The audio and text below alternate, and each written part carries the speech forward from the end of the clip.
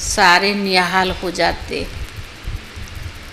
बाबा की नज़र इतनी शक्तिशाली है, इतना फलीभूत है, जो बाबा एक नज़र बच्चों को देता तो सारे नज़र से निहाल हो जाते हैं। इसलिए क्या कहा जाता है? नज़र से निहाल सतगुरु। आज बाबा ने कहा तुम बच्चों को खुशी के नगाड़े बजनी चाहिए। क्यों? भगवान मिलने के बाद बाबा ने कहा तुम बच्चों को खुशी के नगाड़े बजनी चाहिए। क्यों?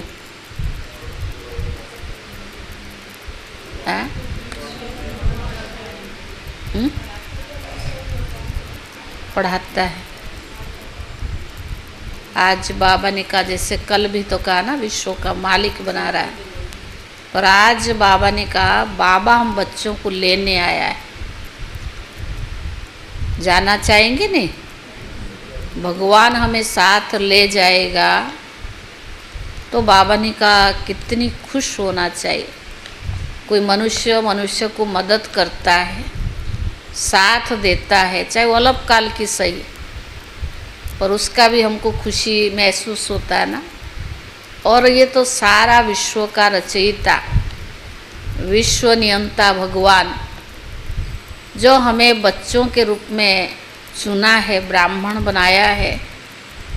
जाएंगे तो सारी दुनिया, रहेगा कोई नहीं, लेकिन हम बच्चों को बाबा अपने साथ ले जा रहा है।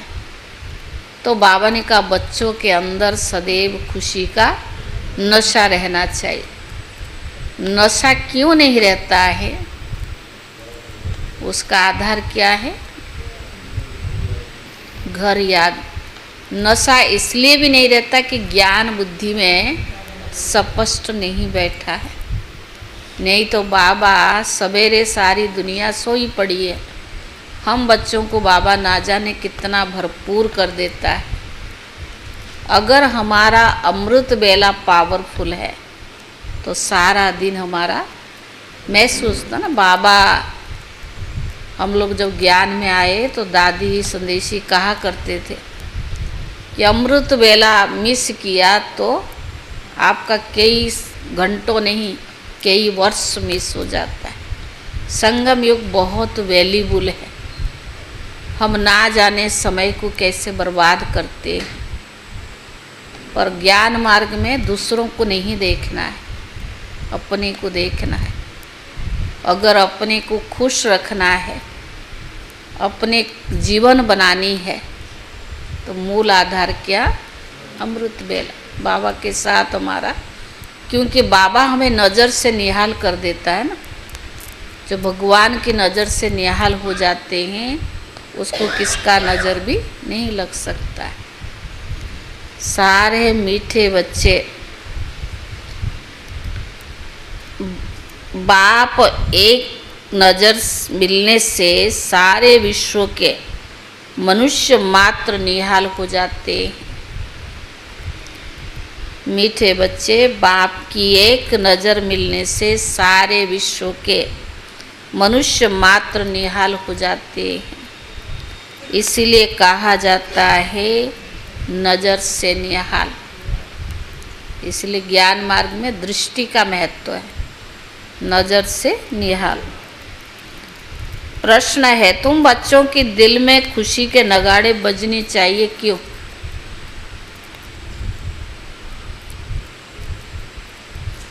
उत्तर है क्योंकि तुम जानते हो बाबा आया है सबको साथ ले जाने। अब हम अपने बाप के साथ घर जाएंगे।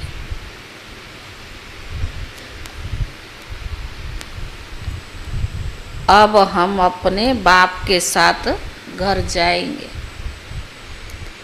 हाहाकार के बाद जय जयकार होने वाली है।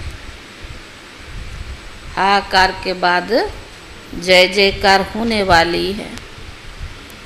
बाप की एक नज़र से सारे विश्व को मुक्ति, जीवन मुक्ति का वर्षा मिलने वाला है। बाप की एक नज़र से सारे विश्व को मुक्ति, जीवन मुक्ति का वर्षा मिलने वाला है।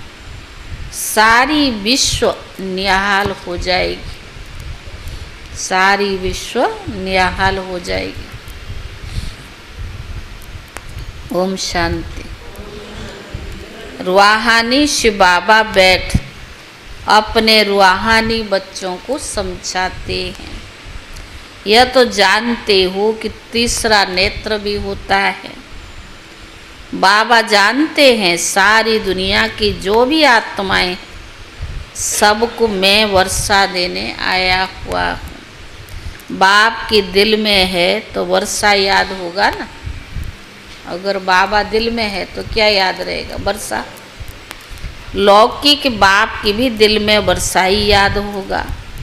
बच्चों को वर्षा देंगे, हमें वर्षा याद रहेगा तो बाबा को भी वर्षा याद रहेगा। वर्षा किसको देगा? बाबा बच्चों को देगा। बच्चा नहीं होता तो मूंझते हैं, किसको दे? फिर एडॉप्ट कर लेते हैं। यहाँ तो बाबा बैठे हैं, इनकी तो सारी दुनिया की जो भी आत्माएं हैं, सब तरफ बाप की नज़र जाती है। जानते हैं सबको मुझे ही तो वर्षा देना है। हमें जीवन मुक्ति, उनको मुक्ति, और देगा तो बाबा ना सबको। भले बैठे यहाँ है परंतु नज़र से सारे विश्व पर और सारे विश्व के मनुष्य मात्र पर, क्योंकि सारे विश्व को ही निहाल करना होता है। बाबा समझाते ये पुरुषोत्तम संगम युग है। तुम जानते हो बाबा आया है सबको शांति धाम, सुख धाम ले जाने के लिए। सब निहाल हो जाने वाले हैं। ड्रामा प्लान अनुसार कलप कलप निहाल हो जाएंगे। बाप सब बच्चों को याद करते हैं। नजर जाती है ना, सब तो नहीं पढ़ेंगे। ड्रामा प्लान अनुसार सबको वापस जाना है। सारे थोड़ी स्वर्ग में जाएंगे जो पढ़ने आएंगे, पर जाना सबको वापस है। क्योंकि नाटक पूरा होता है। थोड़े आगे चल देखेंगे तो खुद भी समझ जाएंगे कि विनाश होना है। समझते हो विनाश होना है, हैं? कल देखो उधर से लेके बेंगलुरु, साउथ से लेकर के पंजाब, ये क्या नाम है, बंगला, पश्चिम बंगाल, कलकत्ता तक आया। पंजाब, ये बांग्लादेश के खाड़ी पर साइक्लोन आया है और इसका नाम क्या? दाना साइक्लोन।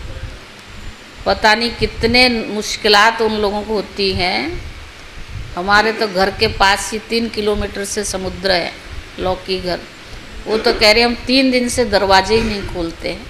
इतनी हवा 140 किलोमीटर, 120 किलोमीटर, क्योंकि जहाँ सारी क्षेपणास्त्र जो बनता है, स्माइल से मिसाइल वगैरह बनता है, उसकी परीक्षण वहीं होती है। बहुत बड़ा समुद्र है, तो वहाँ तो जब समुद्र में होता है ना, घर में ऐसा लगता है जैसे कि अभी सारा ही उड़ जाएगा, इतनी आवाज़ होती है।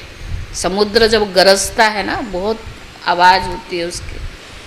खास तो पूर्णिमासी के दिन इतना होता है जो रात को लोग सो नहीं सकते। कह रहे सारी पेड़ जितने बड़े बड़े हैं ना, सब काट दिया गवर्नमेंट ने।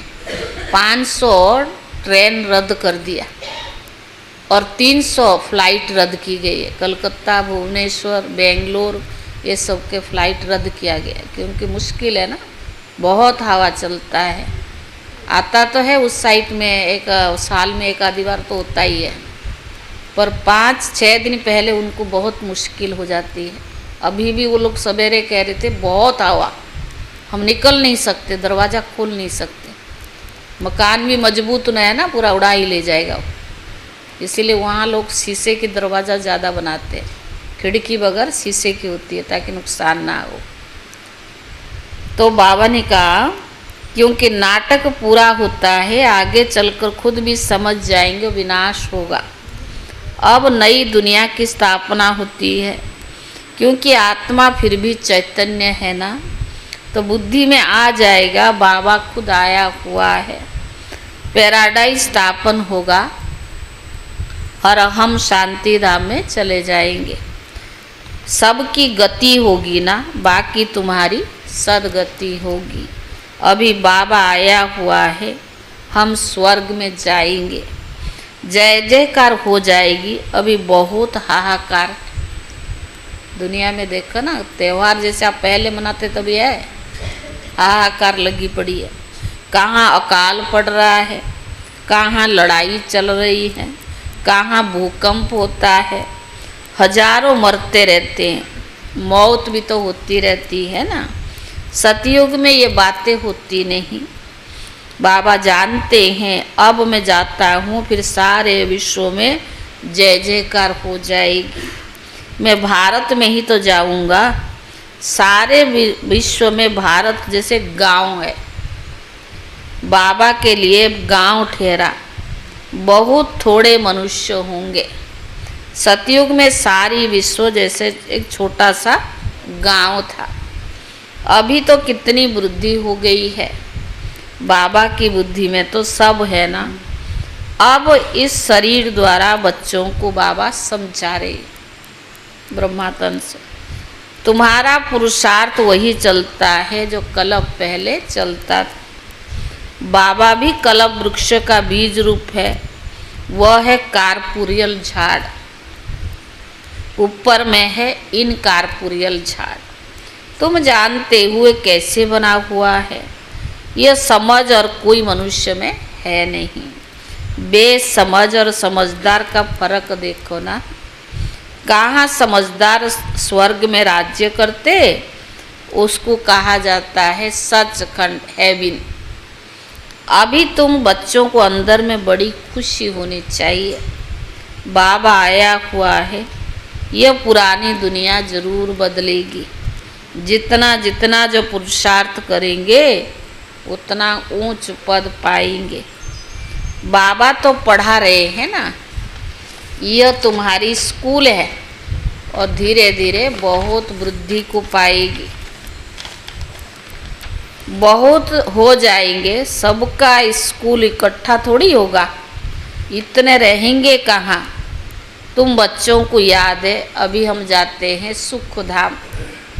जैसे कोई विलायत में जाते हैं तो 8-10 वर्ष आकर रहना तो है, रहते हैं ना, फिर वो भारत में आते हैं। भारत तो गरीब है, विलायत वालों को यहाँ सुख नहीं आएगा। वैसे तुम बच्चों को भी यहाँ सुख नहीं है। तुम जानते हो हम बहुत ऊंची पढ़ाई अब पढ़ रही हैं, जिसमें हम स्वर्ग के मालिक देवता बनते हैं। वहाँ कितना सुख होंगे, उस सुख को सभी याद करते हैं। यह गांव यानी कलयुग तो याद नहीं आ सकता, क्योंकि इसमें अथाह दुख है। सतयुग याद आता, कलयुग याद आ नहीं सकता, क्योंकि अथाह दुख है।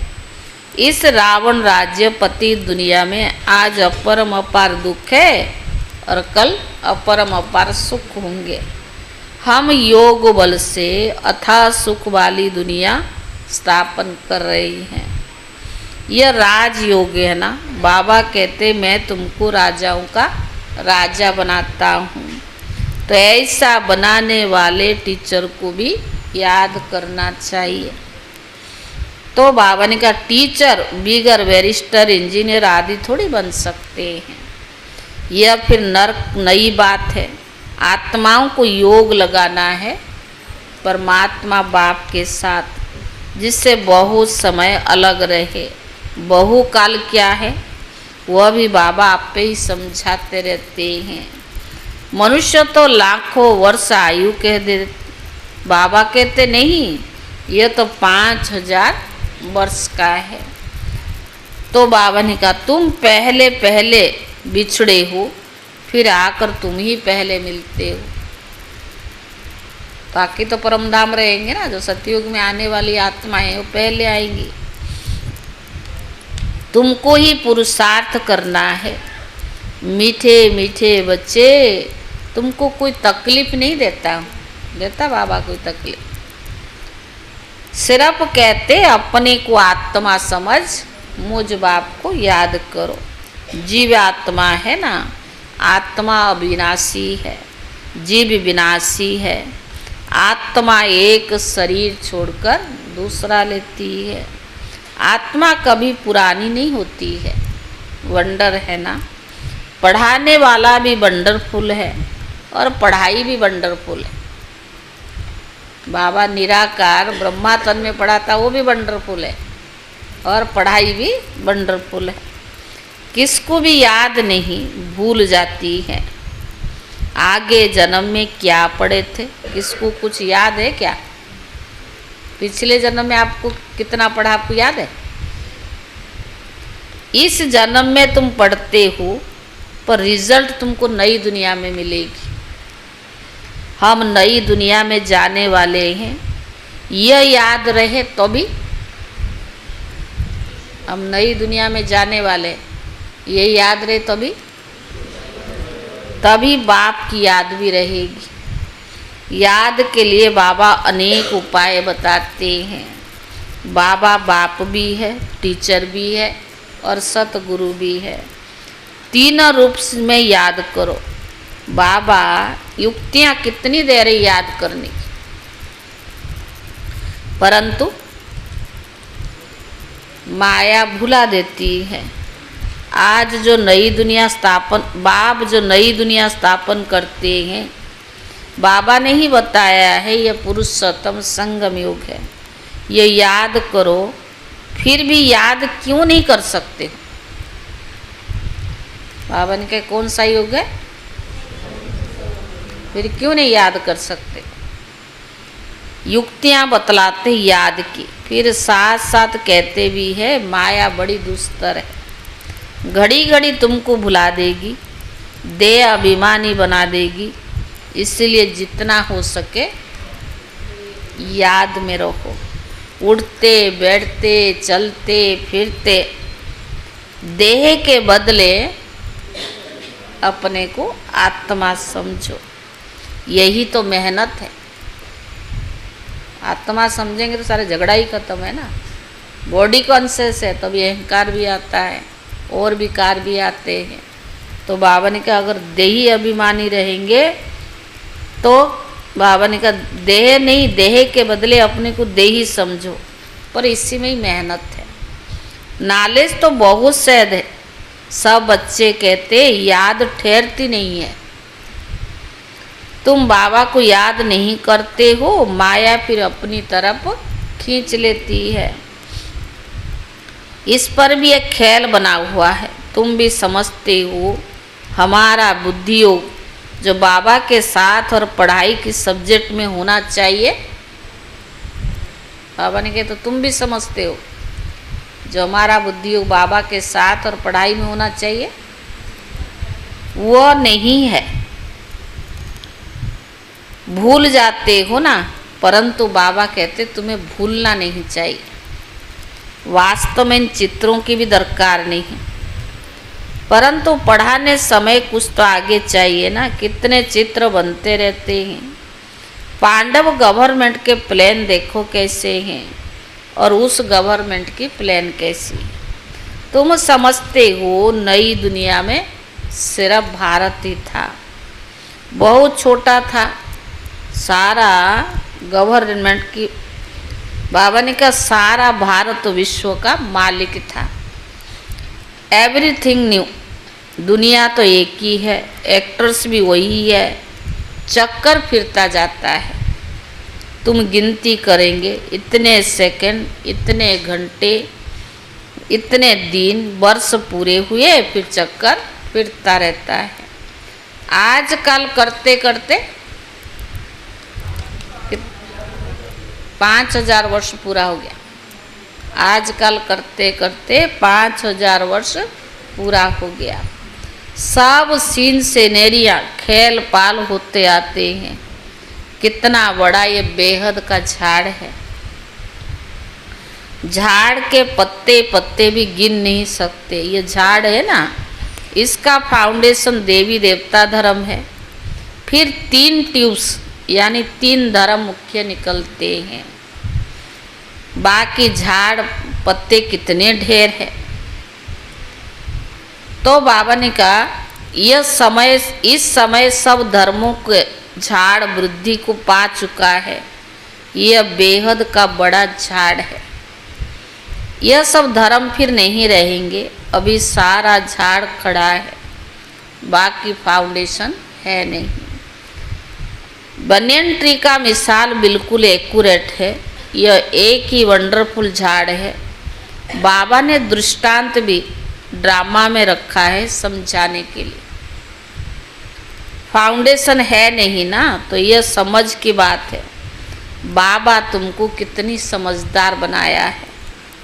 अभी तुम देवता धर्म का फाउंडेशन है नहीं। हाँ, बाकी कुछ निशानियाँ बची है, जैसे आटे में नमक। तो बाबा ने कहा प्राप्त यह निशानियाँ बाकी रही है। तुम बच्चों को बुद्धि में सारा ज्ञान आना चाहिए।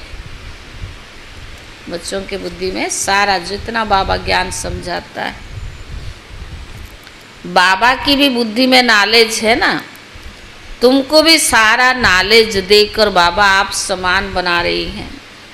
बाबा बीज रूप है और उल्टा झाड़ है।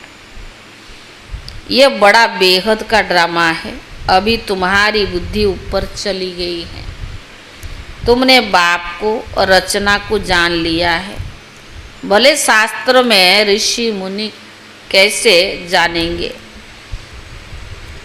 एक भी जानता तो सारा परंपरा चलाए, पर दरकार ही नहीं। जबकि सदगति हो जाती है तो वापस बीच में कोई आ नहीं सकता। जो सदगति में जाने वाले गति में तो बहुत जाएंगे, मुक्ति में तो सब जाएंगे ना। जीवन मुक्ति में कोई जो थोड़े जाएंगे। और बाबा ने कहा कैसे जानेंगे।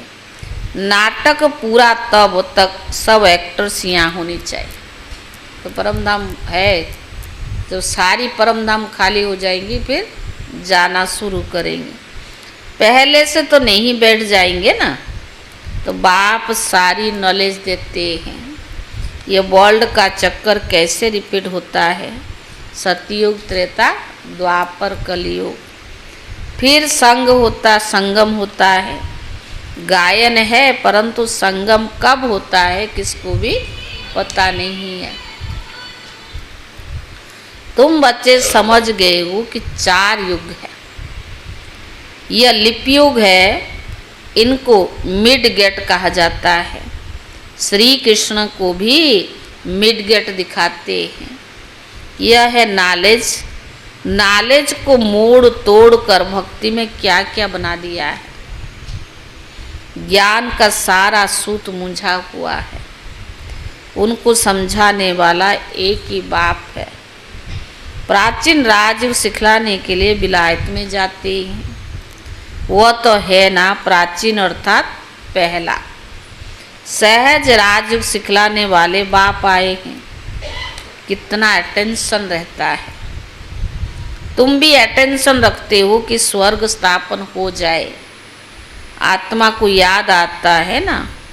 बाबा कहते ये नॉलेज जो अभी मैं तुमको देता हूँ फिर आकर दूंगा। नई दुनिया के लिए नया ज्ञान है। यह ज्ञान बुद्धि में रहने से खुशी बहुत रहेगी। तो बाबा ने कहा नॉलेज तो मैं तुमको बहुत देता हूँ, फिर भी मैं आकर दूंगा। यह नई दुनिया के लिए ज्ञान है ना। यह ज्ञान बुद्धि में रहने से ही खुशी बहुत होती है। बाकी थोड़ा टाइम है। दुनिया की हालत तो देख ही रहे ना, कितना टाइम चलेगा, थोड़ा टाइम। अब तो हमें वापस चलना है। एक तरफ खुशी होती है, दूसरी तरफ फील होता है अरे ऐसा मीठा बाबा फिर कलब के बाद देखेंगे। बाबा को छोड़ने का भी तो दुख होता नहीं। तो बाबा ने कहा बाबा ही बच्चों को इतना सुख देता है ना। बाबा आते ही है शांति धाम सुख धाम में ले जाने के लिए। तुम शांति धाम और सुख धाम को याद करो तो बाबा भी याद आएगा। इस दुख दाम को भूल जाओ, बेहद के बाप बेहद की बातें सुनाते हैं। पुरानी दुनिया में तुम्हारा ममत निकलता जाएगा तो खुशी बहुत होगी। खुशी क्यों नहीं है? दुनिया में फंसे पड़े हैं ना, तो खुशी नहीं है। अगर ममत तो निकल जाएगा तो खुशी भी बहुत रहेगी। तुम रिटर्न में सुख धाम में जाते हो, सदैव प्रधान बनते जाएंगे। कलब कलब जो बनते वही बनेंगे, उनको खुशी भी होगी। यह पुराना शरीर अब छोड़ देंगे, फिर नया शरीर लेकर सतो प्रधान दुनिया में आएंगे। यह नॉलेज खलास हो जाएगी। बातें तो बहुत सहज है। रात को सोते समय ऐसी ऐसी सिमरण करो तो खुशी रहेगी कि हम अब यह बन रहे हैं। सारा दिन में हमें कोई शैतानी नहीं करनी। Question mark. बाबा कहता है सारा दिन में हमने कोई शैतानी तो नहीं की। 5 विकारों से कोई विकार ने हमको सताए तो नहीं। अपने आप को चेक करो। जैसे आजकल बच्चे स्कूल में जाते हैं ना, टीचर होमवर्क देता है, तो बाबा भी आजकल मुरली में आप देखेंगे ना कुछ 2-4 होमवर्क देता ही है।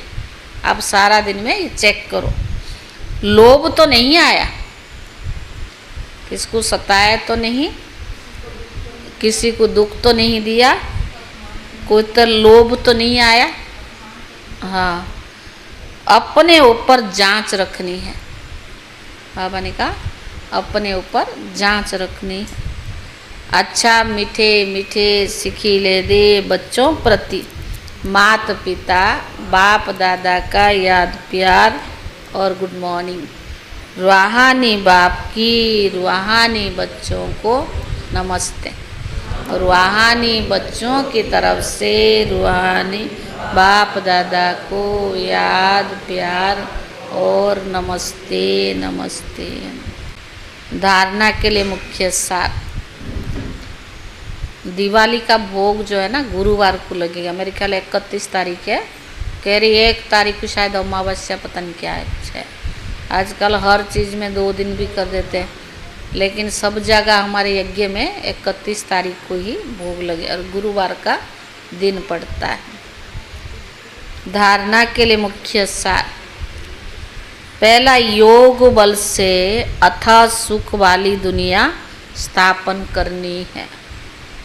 योग बल से अथाह सुख वाली दुनिया स्थापन करनी है। इस दुख की पुरानी दुनिया को भूल जाना है।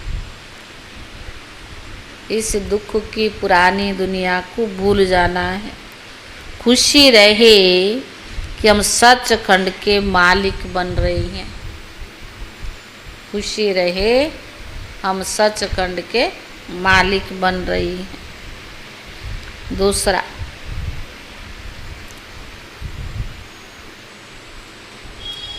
रोज अपनी जांच करनी है कि सारे दिन में कोई विकार ने सताए तो नहीं। सारे दिन में कोई विकार ने सताए तो नहीं। कोई शैतानी काम तो नहीं किया। लोभ के बस तो नहीं हुए। कोई शैतानी काम तो नहीं किया, लोभ के बस तो नहीं हुए। वरदान। वरदाता द्वारा सर्वश्रेष्ठ संपत्ति का वरदान प्राप्त करने वाले संपत्तिवान भव। वरदाता द्वारा सर्वश्रेष्ठ संपत्ति का वरदान प्राप्त करने वाले संपत्तिवान भव। किसी के पास अगर सिर्फ स्थूल संपत्ति है तो भी सदा संतुष्ट नहीं रह सकता, मिलता उसमें कुछ। स्थूल संपत्ति के साथ अगर सर्व गुणों की संपत्ति, सर्व शक्तियों की संपत्ति और ज्ञान की श्रेष्ठ संपत्ति नहीं है तो संतुष्टता सदा नहीं रह सकती। आप सबके पास तो ये सर्वश्रेष्ठ शक्तियाँ हैं। दुनिया वाले स्थूल संपत्ति वालों को संपत्तिवान समझते हैं, लेकिन वरदाता बाप द्वारा आप बच्चों को सर्वश्रेष्ठ संपत्तिवान भव का वरदान मिला हुआ है। स्लोगन: सच्ची साधना द्वारा हाय हाय को वाह वाह करने में परिवर्तन करो। स्लोगन है, सच्ची साधन द्वारा हाय हाय को वाह वाह करने में परिवर्तन करो। आज कितना तारीख है? 25। आज का अव्यक्त इशारा: कर्म योगी कभी अच्छे बुरा कर्म वाले व्यक्ति के प्रभाव में नहीं आते। जो कर्म योगी है वो कभी अच्छे व बुरे कर्म करने वाले व्यक्ति के प्रभाव में नहीं आते। ऐसा नहीं कि कोई अच्छे कर्म करने वाले में कनेक्शन में आए तो खुशी में आ जाओ, और कोई अच्छा कर्म न करने वाला संबंध में आए तो गुस्से में आ जाओ, या उसके प्रति ईर्ष्या व घृणा पैदा हो। यह भी कर्म बंधन है। कर्म योगी के आगे कोई कैसा भी आ जाए, वह स्वयं सदा न्यारा और प्यारा रहेगा। नॉलेज द्वारा जानेगा, इसका यह पाठ चल रहा है। इसीलिए अच्छे को अच्छा समझकर साक्षी होकर के देखो, और बुरे को रहम दिलबन रहम की निगाह से परिवर्तन करने की शुभ भावना रखो। उसको भी साक्षी होकर के देखो, तब कहेंगे कर्म बंधन से न्यारे कर्मयोगी। बुरे को कैसे देखना और अच्छे को कैसे, वो बाबा ने बताया, तब कहेंगे कर्मयोगी। ओम शांति।